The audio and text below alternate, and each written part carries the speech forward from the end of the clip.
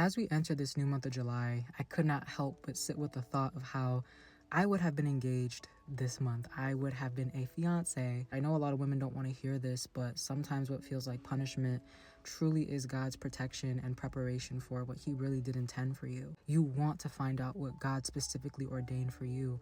And that's the way that I live my life. And this is how I ended up in this situation of being with someone for almost a year and being taken to get my finger sized. I got to pick out the exact ring that I wanted. And short after, the Lord prompted me and told me to not be deceived. And I was like, deceived about what? God gave me all the specific questions to test the spirits in this person. Ended up being just a counterfeit love, a counterfeit man of God. This person actually never wanted me in the first place. And it never made sense to me because, they told me I was their answered prayer. I hit every prayer point. We know that God is not a God of confusion. And so just that, along with many other things, just let me realize like this actually really wasn't my husband. And what felt like hurt and heartbreak really was God protecting me and pulling me away from somebody who could never sustain the type of love and things that I bring to the table as a woman. Not once did I ever get mad at God though, because it was because of him I even was able to walk away from something that I almost sighed my life away to somebody who could have ruined the favor upon my life, somebody who could have completely destroyed and took me away from the calling and the purposes and the gifts that God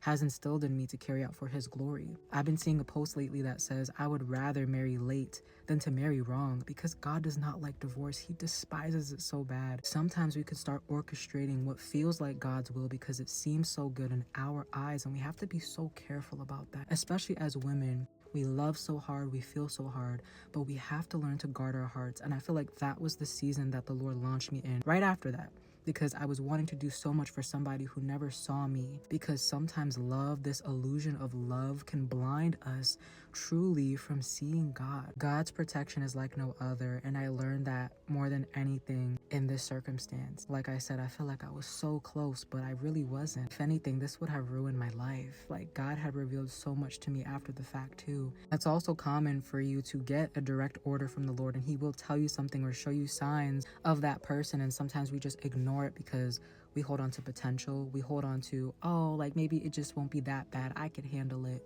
God made you so He knows exactly what you can take on. If somebody is operating in a way that is not of God, run away.